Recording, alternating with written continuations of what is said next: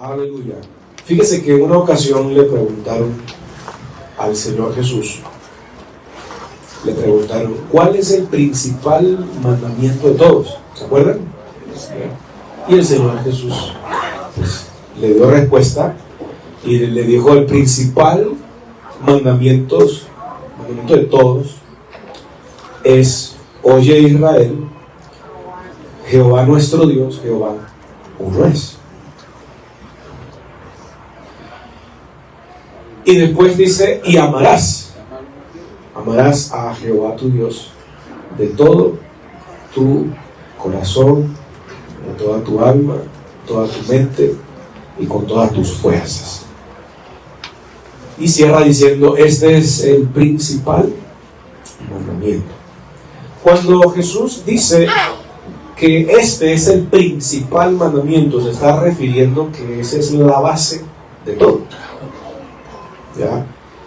Yo no puedo tener una relación óptima con Dios si yo no tengo un concepto acerca de Él correcto. ¿Ya?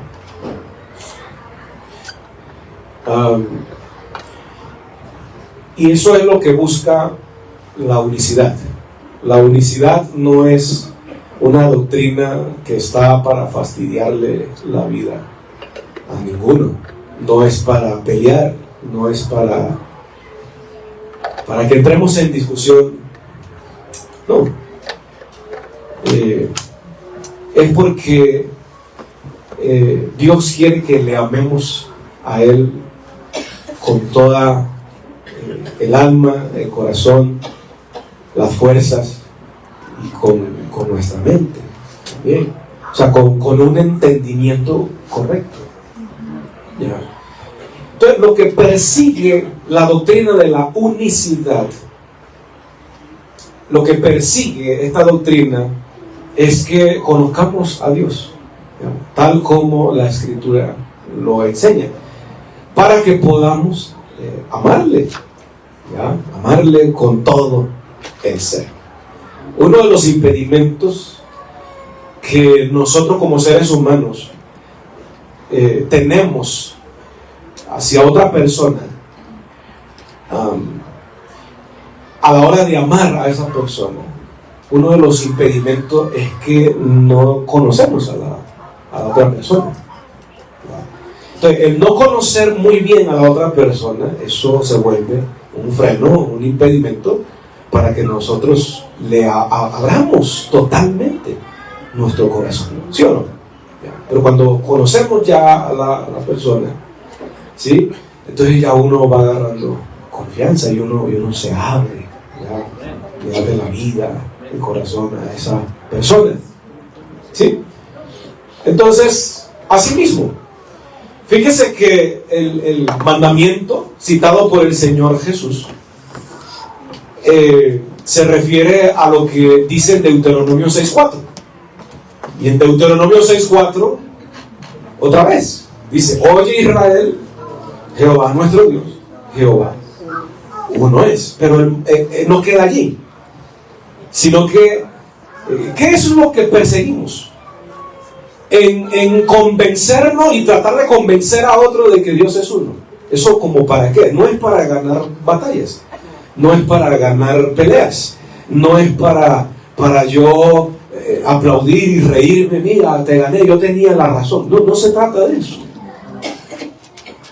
Amamos a las almas, amamos a las personas, porque el amor de Dios ha sido derramado en nuestra vida.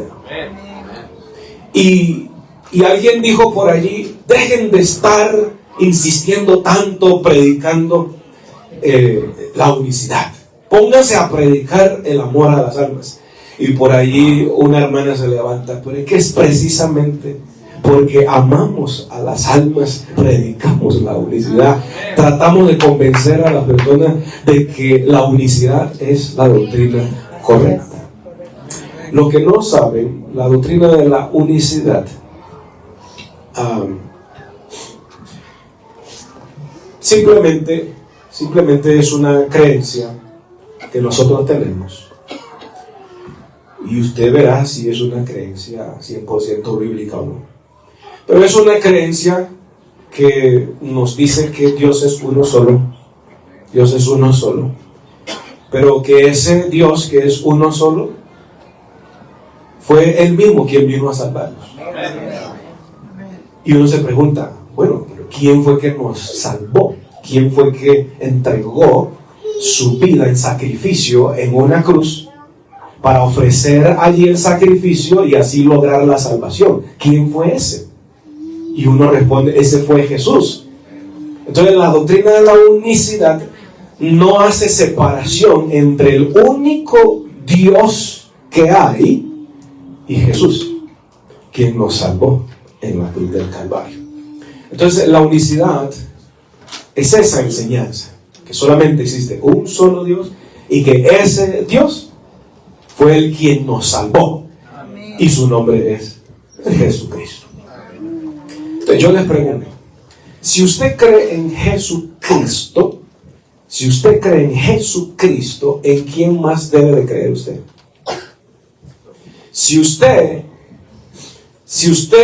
responde a esa pregunta, lo voy a hacer otra vez. Si usted cree en Jesucristo ya, ¿en quién más debe de creer? Si usted responde que se debe creer en alguien más, usted está en un error. Ahora, y si yo digo que usted está en un error, yo no lo digo sacando pecho y no, por amor. Por amor. Es que las cosas se dicen por amor. Porque yo no tengo corazón para yo saber que usted está en un error y yo no decirle nada. El mundo está lleno de eso. Entonces, si usted responde que yo debo de creer en alguien más, además de Jesucristo, eso es un error. Porque la Biblia dice que Jesucristo es Dios. Okay. Y si usted dice, no, yo creo en Jesucristo como Dios, pero creo en alguien más, eso es un error.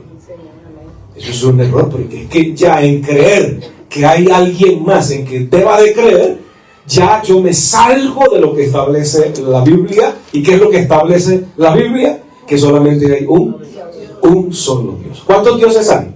Uno. Y la Biblia dice que Jesucristo es Dios. Entonces yo le pregunto, ¿cuál Dios? El único. Si yo pregunto ¿cuál Dios? Es porque estoy abriendo la posibilidad de que hay otro. Pero no hay otro. O sea, la pregunta ¿cuál Dios? No debería de hacerse. ¿Me estoy dando a entender? Porque solamente hay un solo Dios. A su nombre sea la gloria. Entonces, yo sé que usted tiene un sueño, pero conversemos. Conversemos. Vea, yo aprendí la doctrina de la unicidad con mi pastor, hermano Edra Barranco. El hermano Edra Barranco yo lo tenía alzado. Alzado quiere decir que estaba allí yo encima. Sí, yo no lo podía ver solo porque allá me le metí. Entonces yo llegaba a la iglesia y en la entrada de la iglesia estaba la oficina pastoral y yo miraba así, ahí está el pastor. Me iba a arrodillar a orar porque así me enseñaron. Yo llego al culto, es a orar, darle gracias a Dios. Bueno, oraba y me metía allá a la oficina atrevido, ni siquiera a preguntar, me metía allá. Y pastor, y le empezaba a preguntar. Entonces él fue muy paciente conmigo porque yo le hacía una pregunta, pastor, pero ¿cómo puede ser Jesucristo el mismo Dios? El mismo Dios Padre. Yo le hacía esa pregunta. Porque es una pregunta bastante lógica. Y es importante que se conteste de la mejor manera y se explique de la mejor manera. No está bien cuando nos hagan esa pregunta, porque sí. No, ningún porque sí. Explique bien. Eso es por revelación. No, explique. Póngase a orar, que Dios le dé gracia, le dé sabiduría y explíquele a la gente. ¿Ya? Entonces, yo le hacía la pregunta, pastor, ¿por qué si Jesucristo es el único Dios que hay? ¿Ya? ¿Y quién es el único Dios? El Padre. El único Dios es el Padre. Entonces, si Jesucristo es el único Dios que hay y es el mismo Padre, Dios Padre, ¿por qué Jesucristo hacía esas expresiones? Se expresaba, por ejemplo, Él decía, Padre, perdónalos a ellos, porque ellos no saben lo que hacen. Entonces, yo una vez le preguntaba, pastor, ¿cómo así? Si usted me está diciendo que Jesucristo es el mismo Dios, el único Dios, el Padre, ¿cómo es que Jesús dice, Padre, perdónalos tú a ellos? No yo, sino que acude a Jesús, a su Padre, y dice, Padre, ¿sí lo nota? O sea, aparte, ¿no? Padre, tú, perdónalos a ellos porque ellos no saben lo que hacen. ¿Ya? Es decir, eso sucedió en la cruz, tú sabes, ¿no? En la cruz fue que Cristo dijo eso. Es decir, que Jesús con esas palabras lo que está haciendo es una petición. O sea, Él está orando, ¿cierto? Está orando. ¿Cuántos oran acá? Amén. ¿Y por qué usted ora? ¿Qué tenía usted que ser? Escuche la pregunta. ¿Qué tenía usted que ser para que usted no ore? No tenga la necesidad de orar. ¿Quién es el único ser que no tiene la necesidad de orar y por eso no le ora a nadie? Dios. Pero encontramos muchas veces a Jesús orando. Entonces, esa expresión, Padre, perdónalos porque ellos no saben lo que hacen. No saben lo que hacen. Conmigo no lo saben. Perdónalos. Y más adelantico encontramos otra expresión de Jesús en la cruz también.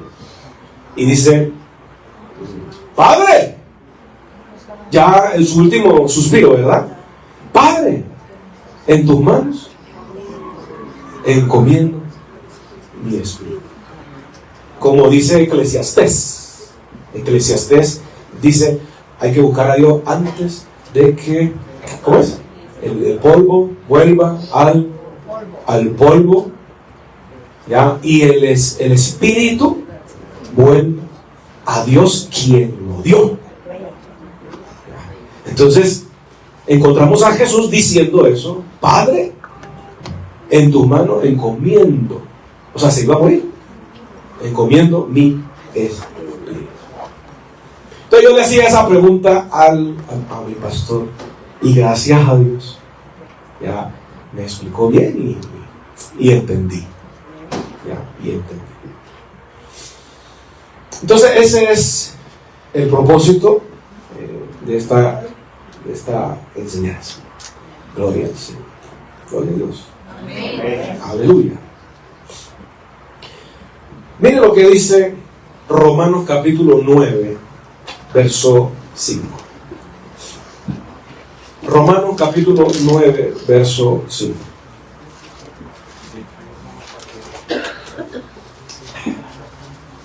Dice, Pablo en este pasaje viene enumerando unas bendiciones, unos privilegios que la nación de Israel tenía.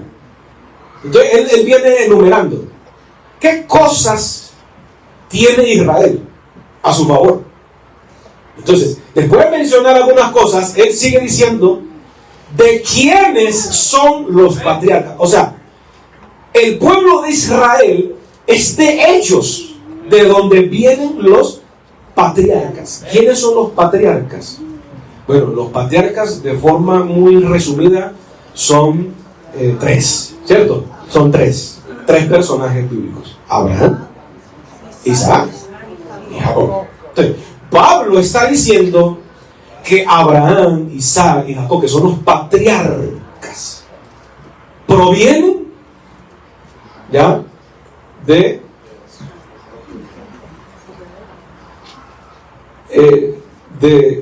o sea, pertenecen al pueblo de Israel. Ya, pertenecen. Y de los cuales, observe, de los cuales, o sea, de los patriarcas, o sea, derivados de ellos, proveniente de ellos, de Abraham, de Isaac y Jacob. ¿Qué pasa? Dice, y de los cuales, según la carne, o sea, según, hablando humanamente, según la carne, vino Cristo. Detengamos. Este pasaje es muy revelador, muy claro, muy diciente. Dice Pablo que vino Cristo, vamos desde atrás para adelante. Vino Cristo, pero fíjese, cuando hablamos de Cristo hay que hablar con cuidado. Porque Cristo tiene una particularidad. De Cristo se puede hablar de él de dos maneras, de dos formas. Y es lo que está haciendo Pablo. Según, ¿qué entendemos con esa palabrita? Según, de acuerdo a, ¿sí? De acuerdo a. Entonces, cuando hablamos de Cristo, tenemos que tener cuidado, porque de Cristo podemos hablar de él de acuerdo a dos maneras distintas. Ya, humanamente y divinamente. Entonces, aquí Pablo nos está diciendo que Cristo, de acuerdo a su naturaleza humana, de acuerdo a su lado humano, porque Cristo tiene dos lados. Cristo tiene dos naturalezas. Cristo tiene, dos formas de verlo. Entonces dice, Cristo vino según la carne, de acuerdo a su lado humano. ¿Vino de quién? ¿Quiénes son los antepasados de Cristo? Los patriarcas. Ya, o sea que Cristo es descendiente de Abraham, de Isaac y de Jacob. Y con su propia tribu. Recuerden que Jacob tuvo un encuentro con Dios, el nieto de Abraham. Recuerden, Abraham, Isaac, Jacob. Jacob tuvo un encuentro con Dios en Peniel. Y en ese encuentro con Dios, me avisan si tienen frío. ¿Todo bien? Bueno. ¿Sí me ves? Oh, bueno. Jacob tiene un encuentro con Dios, ¿ya? Un encuentro con Dios, y el resultado de ese encuentro con Dios es que Dios le cambia el nombre. Le dice, ya no te vas a llamar Jacob, porque en la Biblia los nombres tenían un significado, y a la gente le ponía el nombre que concordaba con la circunstancia de la persona. Entonces, Jacob quiere decir tramposo, tramador, como dicen los mexicanos, tranza, fraudulento, todo eso. Eso es lo que significa Jacob. ¿Ya? Pastor, mi hijo se llama Jacob, ¿y ahora qué hago? No, tranquila, no hay problema. No hay problema. Ya, esa es la cultura de allá, del Medio Oriente. Ya, esa no es nuestra cultura. Que no hay problema. Entonces, le dice, ya no te vas a llamar más Jacob, porque eso significa todo eso, sino que ahora te vas a llamar Israel. Es decir, Israel tiene su significado. Y Israel quiere decir el que gobierna juntamente con Dios. ¿Ya? El que gobierna juntamente con Dios. ¿Ya?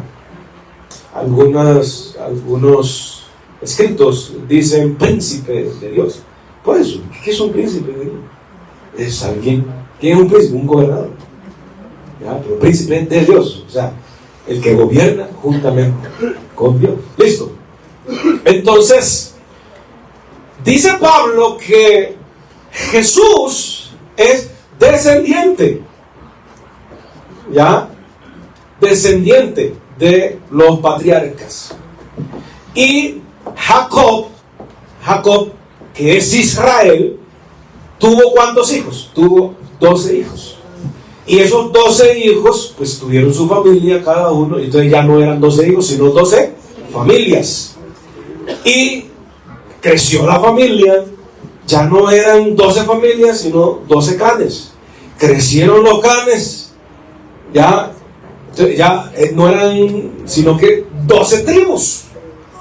Y siguieron multiplicándose, específicamente en la tierra de Egipto. 400 años viviendo en Egipto, se multiplicaron. ¿Ya? Y las mujeres israelitas eran muy fructíferas. ¿Ya? Entonces, se multiplicaron y ya no era un pueblecito, ya era todo un pueblo. ¿Listo? Entonces, Jesús proviene de una de esas 12 tribus, de la tribu de Judá. Pero todo eso tiene que entenderse de acuerdo a lo que dice aquí, según ¿qué? La carne. O sea, Jesús, de acuerdo a su naturaleza humana, a la sangre, ya proviene, tiene abuelos, tiene tatarabuelos, ya tiene una ascendencia, ¿sí? Tiene una ascendencia. Cuando usted lee el Evangelio de Mateo, en el capítulo que nadie quiere leer, ¿cuál es el capítulo que nadie quiere leer del Evangelio de Mateo? El 1. ¿Ya? ¿Quién quiere leer chapter 1? ¿Ya? Book of the Matthew. Nadie. ¿Por qué? Porque que hijo de fulano de tal, hijo de sultano de tal, hijo de. Cuando va por la mitad ya está.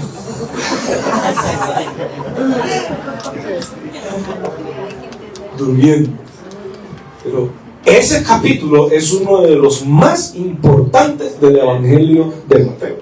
Mateo no es tonto, él sabe por qué empezó así. ¿Por qué? Porque ese registro genealógico es la demostración de que Jesús, según la carne, según la humanidad, ¿sí? La humanidad proviene no de cualquiera, sino que es heredero del trono de Israel. ¿Por qué? Porque en esa genealogía se van a mencionar a unos personajes que fueron los fundamentos de los reyes de Israel, específicamente del rey David. Ahí se menciona que Jesús es hijo del rey David.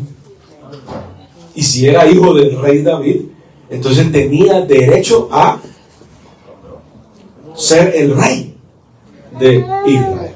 Pero todo eso, otra vez le digo, todo eso es según la carne, ¿ya? Según el lado humano de Jesús, porque recuerde, Jesús tiene ¿cuántos lados? Tiene 2 lados. Entonces, a Jesús hay que verlo de acuerdo a 2 perspectivas diferentes. La perspectiva humana, y qué podemos ver, qué podemos descubrir de acuerdo a la perspectiva humana acerca de Jesús, que es descendiente de los patriarcas y que es descendiente del rey David. Por lo tanto, él tenía el derecho de ser el rey de los judíos. Pero vemos que lo crucificaron y en son de burla, burlándose de él, pusieron arriba de la cruz una placa, ¿no? En los 3 idiomas de la civilización de aquel entonces. El ¿qué? Arameo, latín y griego. Dice, este es Jesús, el rey de los judíos. Pero no porque lo reconocieran así, sino en son de burla. Ya, en son de burla. Pero él era el rey. Amén. Y es el rey. Amén. Y él tenía todo el derecho, como descendiente de su abuelo David, tenía todo el derecho a gobernar a Israel. Pero él no quiso. No quiso. A él lo buscaron por cielo y tierra. Lo buscaron para posesionarlo como el rey y formar una revolución. Ya la gente estaba armada, la gente estaba lista para agarrar a Jesús y declararlo, este es nuestro rey. Claro, eso sería formar la guerra contra el Imperio Romano. Entonces Jesús de una vez, decimos en Panamá, los parqueó. De una vez los frenó. ¿Ya? Y le dice, es que mi reino no es de este mundo. Mi reino es de arriba. Amén. Gloria al Señor. Gloria a Dios. Pero era el rey. Y en su momento, Cristo, hablando políticamente, reinará. Pero todavía no. Eso es en su momento.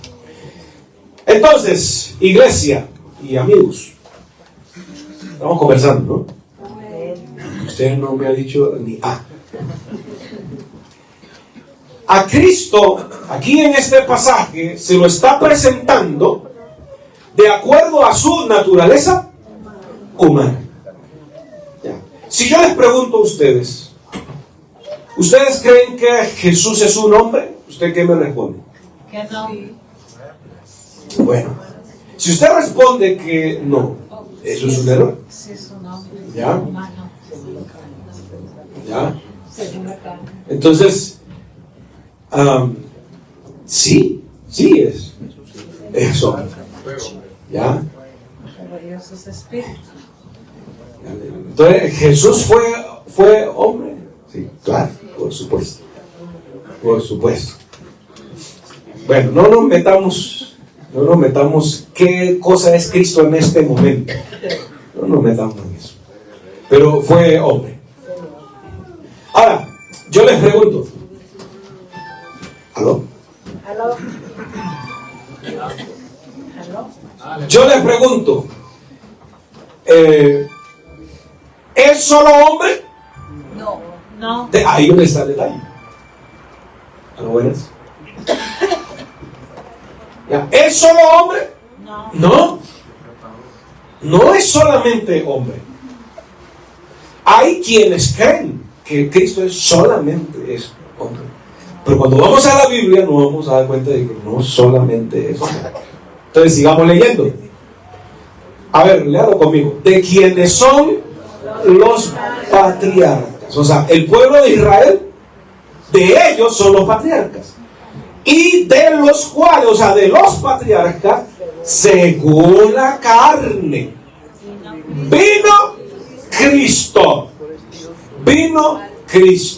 como descendiente de los patriarcas. Pero ahora mire lo que va a decir después.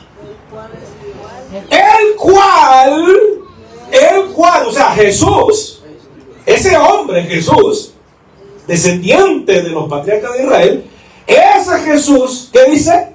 Es Dios. Yo le pregunto, deténgase. ¿Cuál Dios? El único. Si usted trata de responder esa pregunta, ¿de cuál Dios? Este otro. Estamos en ya. Es que solamente hay un solo Dios. No le busque otro. Hay un solo Dios. Y aquí se está diciendo que Cristo Sí, es hombre. Es ok. Excelente. Está bien. Pero no se queda allí. Al mismo tiempo de ser hombre, dice que es Dios, el cual es Dios, el cual es Dios, el cual es Dios sobre todas las cosas. Permítame hacer algo. Permítame hacer algo. Hagamos un cambio sintáctico. Sintáctico quiere decir el orden de las palabras en una oración. Entonces, vamos a cambiar el orden de las palabras en esta oración. Vamos a colocar esta frase que dice sobre todas las cosas. Vamos a echarla para adelante. ¿Listo?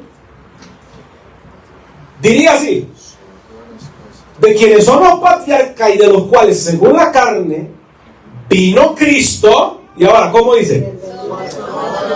Que sobre todas las cosas es Dios. ¿La agarró? Pastor, ¿y eso se puede hacer? Sí, sí se puede hacer.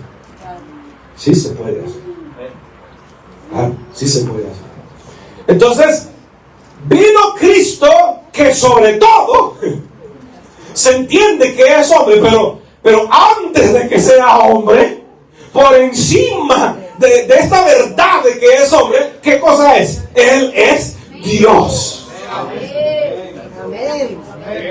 ¿Ya? Y por cuanto Él es Dios, ¿cómo termina diciendo Pablo? Él es bendito. ¿Cuántos benditos ustedes creen? ¿En cuántos benditos ustedes creen? No, hay un solo bendito. Y aquí dice que este Cristo es bendito. Porque Él es bendito por los siglos, porque Él es Dios. Y dice, amén. O sea, así es. No le busque la quinta pata al gallo, al gato. No le busque otra cosa. Pablo termina diciendo amén. Amén quiere decir, oiga, póngale la firma. Así es. No lo dudes. No te salgas de aquí de esta verdad. Entonces, otra vez le hago la pregunta. Si usted cree en Cristo, ¿en quién más debe de creer? Si la Biblia está diciendo que este Cristo es Dios. Dios sobre todas las cosas. ¿Cuál Dios? El único. Cristo basta y sobra. Con basta y sobra. A su nombre sea la gloria. A su nombre sea la gloria. Oiga, ya se acabó el tiempo. ¿Está buena la conversación, ¿no? Y yo ni siquiera he empezado. ¿Por qué pasa eso? Porque estamos hablando de quién. ¿De quién? De Cristo. ¿Cuándo terminamos de sondear todo lo que podamos sondear de Cristo? Él es el insondable. Cuando yo hablo de Él, se me van las horas del reloj como agua. Porque Él es precioso. Una sola palabra acerca de Él me basta para todo el día hablar de Él y no terminar. Alce la mano los que quieren seguir. Bueno, hay un dicho popular que dice que la mayoría.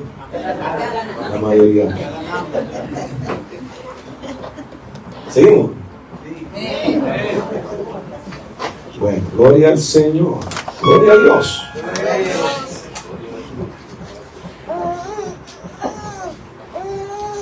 Vamos entonces un poquito más profundo.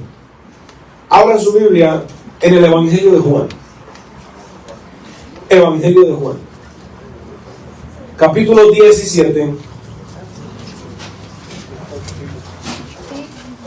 Pastor, yo pensé que usted iba a responder la pregunta que usted mismo hizo de por qué Jesús se expresaba así.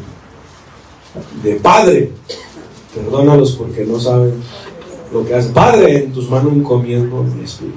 Es que ya con lo que hemos visto, usted tiene que ir agarrando.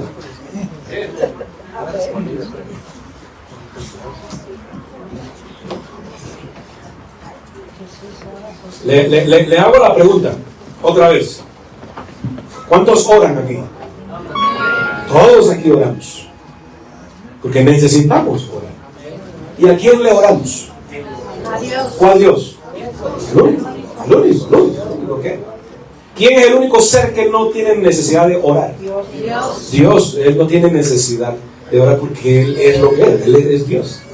Él no le ora a nadie, porque si le ora a alguien, entonces hay alguien más grande que Dios. Ora por sí mismo. No, tampoco, porque orar por sí mismo quiere decir que Dios tiene necesidad. Dios no tiene necesidad. Él es el ser perfecto. ¿Ya? Entonces, en la cruz del Calvario tenemos a Cristo crucificado y haciendo ¿qué? ¿Haciendo qué? Orando. Padre, perdónalo porque ellos no saben lo que hacen. Padre, en tus manos encomiendo mi espíritu. Padre, ¿por qué me has abandonado? ¿Ya? Señor, pasa de mí esta copa. ¿Qué está haciendo Jesús allí? Orando. ¿Pero quiénes oran? ¿Quién? Los humanos. O sea que Jesús, cuando dice todo eso, no lo está diciendo, no lo está declarando de acuerdo a su humanidad. Su hermana Lolita, ayúdenme. ¿Está? Según, cuando Jesús dice todo eso, lo está expresando de acuerdo, según su humanidad. Entonces, según la carne. ¿Por qué oraba, pastor? Si Jesús es el mismo Dios único Padre, ¿por qué entonces oraba a su Padre? Es que Él está haciendo aquello según la carne. Como hombre. Oraba así como usted ora. Como hombre. ¿Dios le da hambre? ¿A Dios le da hambre? Es una pregunta. ¿A Dios le da hambre? No, Dios no tiene hambre. Dios no tiene hambre. ¿Y Jesús le dio hambre? Jesús le dio hambre, comía bastante. Sí, porque él mismo lo dijo. Vino Juan el Bautista que no comía nada. Comía era esos saltamontes y miel silvestre, una dieta estricta. Y decía, está loco. Vino el Hijo del Hombre que come de todo y come con el que se le ponga ahí en la mesa, pecadores, prostitutas, drogadictos, no se escandaliza, él come con ellos. Y dice, este es un hombre bebedor, comilón. Jesús comía bastante. Pero Dios come. Dios no come. Pero Jesús comió. Pero ¿de acuerdo a qué? Según la carne. Según la carne. Dormía, le daba sueño a Jesús. Pero como hombre. ¿Se acuerdan la historia? Estaban en la barca, ¿no? Y cansado. La gente piensa que los pastores, los niños no nos cansamos. Entonces se fue allá a descansar y se levantó una tempestad. Y fueron los discípulos, de cargarse ellos. No, fueron los discípulos allá. Señor, levántate que nos morimos, nos hundimos, vamos a perecer. ¿Y cómo se levantó el Señor? Cuando como usted le cortan el sueño. ¿Cómo usted se levanta cuando le cortan el sueño? Le pone los ojos, vea, de candela, de la ira. Malhumorado. Pregúntale a la manito de mí. ¿Cómo se levantó el Señor Jesús? lógica le dio una trapeada. Vea, si usted se queja de mí, usted no aguanta al Señor Jesús de pastor. Porque el Señor Jesús le dijo a sus discípulos algo que usted jamás va a aguantar. Les dijo: hombres de poca fe. Y se agarró las cabezas. Y hombres de poca fe, ¿hasta cuándo tengo que soportarlos? Así le digo. Que yo le diga a usted eso, usted me manda a volar. De una vez me denuncia con las autoridades.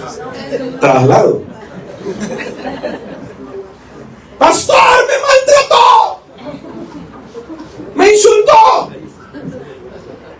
Usted no aguanta al Señor Jesús de pastor.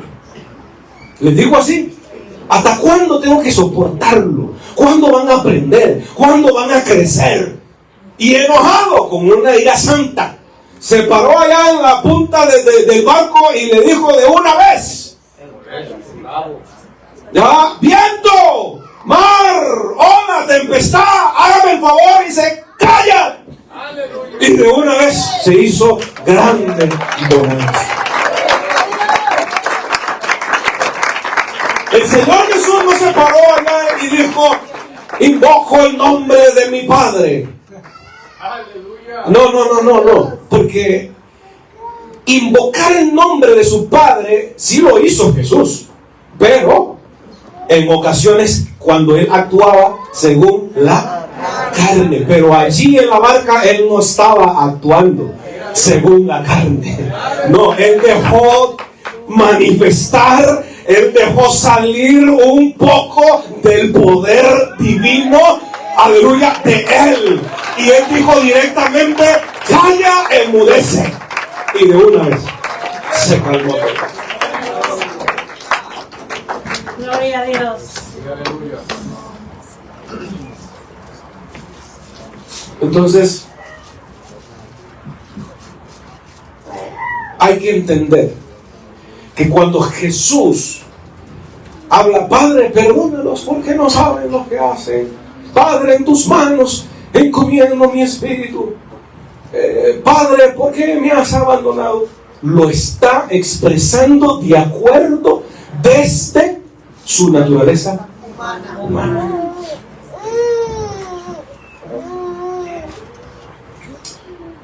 Vamos a 1 Timoteo. Les había dicho Juan, pero es que si me meto en Juan no me va a alcanzar el tiempo. Entonces termino con esto. 1 Timoteo capítulo 2, versículo 5.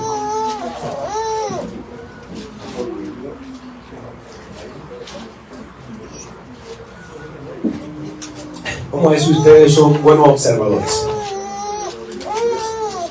¿Estamos listos? Dice: porque hay un solo Dios. ¿Cuántos dicen amén? ¿Eso es así? Hay un solo Dios. Pero después dice: y un solo mediador. Mediador, o sea, el que se pone en el medio, ¿no? El medio entre dos partes. Hay un solo Dios. Eso es una verdad innegable. Pero hay otra verdad innegable. Ahí no dice María. No dice María mediadora. No. ¿Cuál mediadora? Dice: y un solo mediador. ¿Entre quién y quién? Entre Dios y la gente. La humanidad. Los hombres. ¿Quién es ese mediador? Jesucristo. ¿Cuántos dicen amén? ¿No? Otra vez la pregunta: ¿quién es ese mediador? Jesucristo. ¿Cuántos dicen amén? ¿No? Le dije que fueran buenos observadores. Porque ahí no dice Jesucristo. Ahí no dice que el mediador sea Jesucristo. Ahí dice que el mediador es ¿quién? Jesucristo, hombre. Hombre. ¿Por qué le hago esta pregunta? Analicemos. ¿Por qué Pablo, porque es Pablo quien habla aquí, ¿por qué Pablo tiene que hacer la salvedad Porque esto que está haciendo aquí, el mencionar hombre, es una salvedad. ¿Por qué Pablo tiene que hacer la aclaración? ¿Por qué no dijo Jesucristo solamente? Porque Pablo sabe que cuando hablamos de Jesucristo, cuando nos referimos a Jesucristo, debemos referirnos de acuerdo a dos lados. Vas a decir algo acerca de Jesucristo, que Jesucristo es esto, que Jesucristo es aquello, pero ¿de acuerdo a qué? ¿A su naturaleza humana o a su naturaleza divina? Entonces, Jesucristo sí es el único mediador entre Dios y los hombres, pero ¿qué Jesucristo? ¿Cuál lado de Jesucristo? Jesucristo, hombre. Jesucristo, hombre. Eso quiere decir que Jesucristo no solamente es hombre, sino Jesucristo también es el Dios. Entonces, Jesucristo como hombre y Jesucristo como Dios. ¿Lo puede repetir conmigo? Jesucristo como hombre y Jesucristo como Dios. ¿Sí o no, Señor? Jesucristo como hombre, ¿qué hizo en la cruz? Eso, murió, sacrificó. Pero en el fondo, ¿qué es lo que estaba haciendo ahí en la cruz? Salvando.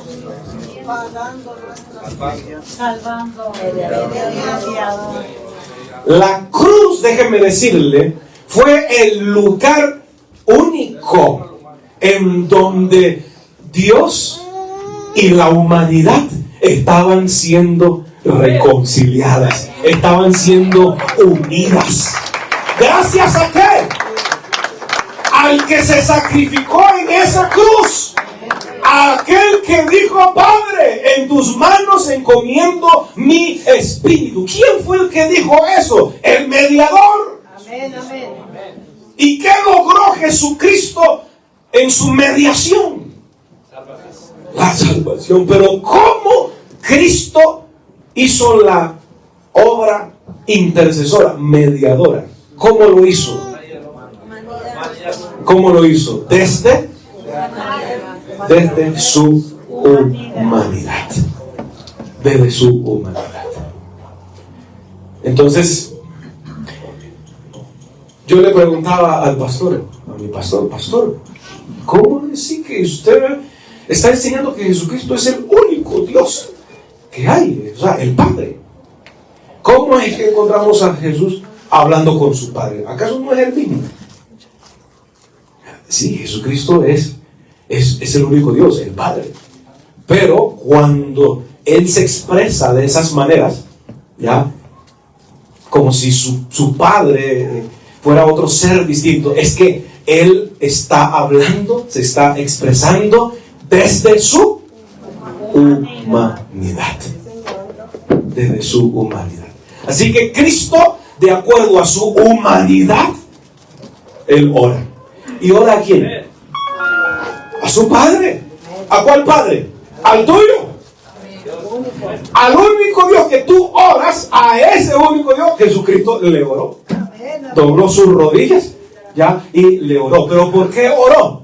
Porque Él era hombre. Y de acuerdo a su humanidad, entonces oraba. Y decía y hacía lo que hacía. Pero volviendo a Romanos, Pablo dijo, de quienes son, los que se sepan ya el versículo, ayúdenme, con esto terminamos. De quienes son los patriarcas y de los cuales, según la carne, vino Cristo, y después dice, el cual es Dios sobre todas las cosas, bendito por los siglos. Amén. ¿Qué creemos nosotros como iglesia? Que hay un solo Dios. Y ese solo Dios fue el que vino Él mismo a esta tierra y fue a una cruz.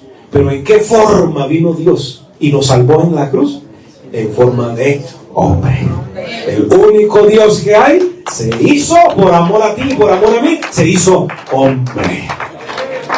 Y en esa condición de hombre, murió. Se sacrificó derramando su sangre, pero nos salvó. Pero como no solamente era hombre para morir, sino que también era Dios y es Dios, Él es el dueño de la vida y de la muerte. Por eso es que Él en una ocasión dijo: ustedes pueden destruir este templo. Hablando de su cuerpo. Ustedes pueden matarme a mí, ustedes pueden destruir este templo, pero téngalo por seguro que en 3 días, escuchen lo que dijo Jesús, en 3 días yo, yo mismo lo levantaré. ¿Quién resucitó a Jesús? Según este texto, Jesús está diciendo que en 3 días yo mismo me voy a levantar, yo mismo me resucitaré a mí mismo, porque yo no soy solamente hombre, sino que también soy el único Dios dueño de la vida. Ese es el Jesús que conoce esa vida.